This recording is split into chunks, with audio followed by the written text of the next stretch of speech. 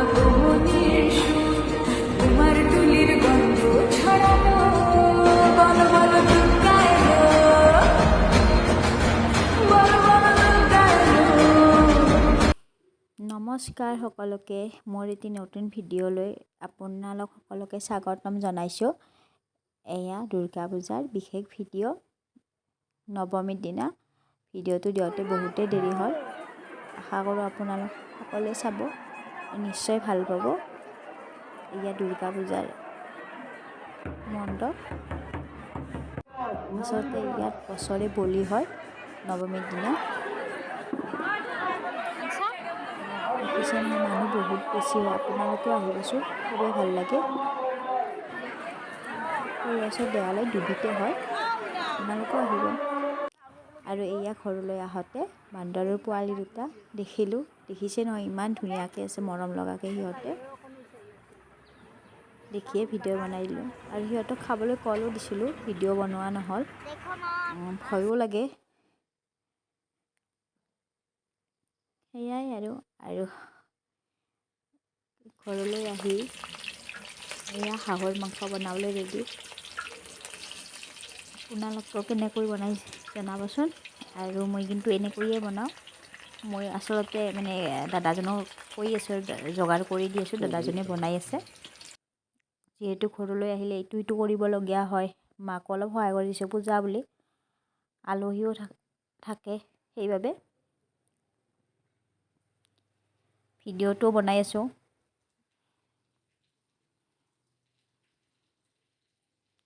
আপোনালোকে নিশ্চয় এনেকৈ বনাব, ট্ৰাই কৰিব।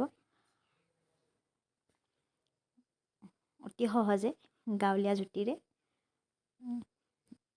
আপোনালোকে বা কেনেকৈ বনাই জনাবচোন। বহুতেই ইয়াতে কোমোৰাও ব্যৱহাৰ কৰে, মই কিন্তু কোমোৰা ব্যৱহাৰ কৰা নাই, যিহেতু নাইও কোমোৰা, সেইবাবে আলু দিয়ে বনাইছোঁ।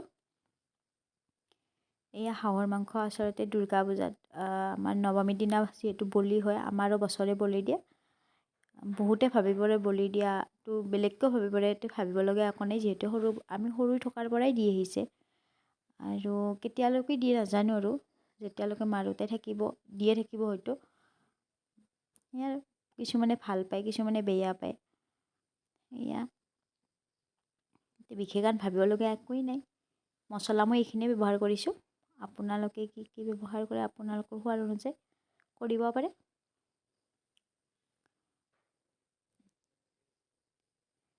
আৰু আপোনালোকেও আহিবচোন দুৰ্গা পূজাৰ নৱমীৰ দিনা পৰিহৰেশ্বৰ দেৱালয়। আচলতে বহুতেই বেছি ভাল হয় চাবলৈ, মানুহো বহুত হয়।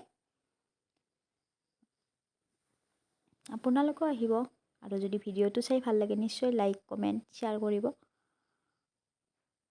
আৰু হাঁহৰ মাংস এনেকৈ বনাবলৈ ট্ৰাই কৰিব। ইয়াতে বহুতে কলাখাৰ নহ'লে ছ'ডাই ব্যৱহাৰ কৰে, মই কিন্তু ব্যৱহাৰ কৰা নাই, যিহেতু হাঁহটো বেছি বয়স হোৱা নাই, 5 মাহমান বয়স হৈছে। যদি আপোনালোকৰ এবছৰমান হোৱা হাঁহ হয়, তেতিয়াহ'লে আপোনালোকে ব্যৱহাৰ কৰিব পাৰে, ছ'ডাই হওক কলাখাৰ হওক। যদি কম বয়স হয়, 5 মাহমান বয়স হয়, তেতিয়াহ'লে নালাগে, নিদিলেও কথা নাই। আমি এনেকৈয়ে বনাওঁ। আচলতে খোৱাবোৰ সকলোৰে নিজা নিজা জুতি, তথাপিতো আৰু কেতিয়াবা চাইও বনাই ভাল লাগে। আপোনালোকেও চাব, ভিডিঅ'টো ভাল লাগিলে লাইক কমেণ্ট কৰিব।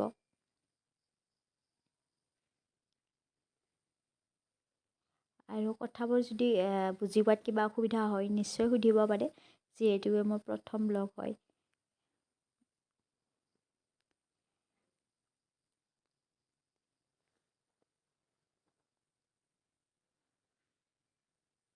আপোনালোকে বাৰু পূজা ক'ত ক'ত চালে জনাবচোন। মই কিন্তু পৰিহৰেশ্বৰ দেৱালয়তে চালোঁ, আৰু বিশেষ ক'লৈকে যোৱা নহ'ল।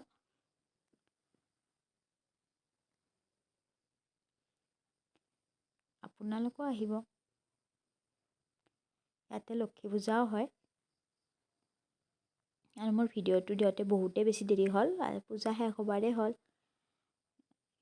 কিছু কামৰ কাৰণে মই দিবও পৰা নাছিলোঁ ভিডিঅ'টো, এয়াই আৰু। আৰু দেখিছে নহয় ভাজা মাংস দেখিলে ইমান থাকিব নোৱাৰে, একেবাৰে খাওঁ খাওঁ লাগিয়ে থাকে। এইয়া আৰু ছোৱালী মানুহ, ছোৱালী নহয় এতিয়া তিৰোতাই বাৰু, তথাপিতো এয়াই আৰু নোখোৱাকৈ যিহেতুকে থাকিব নোৱাৰোঁ, খায়ে দিলোঁ। এয়া আমাৰ পোৱালীকেইটা মোৰো কি মৰমৰ হয় ইহঁত। ইহঁতে আৰু ৰখিয়ে আছে কেতিয়া হয় কেতিয়া হয়।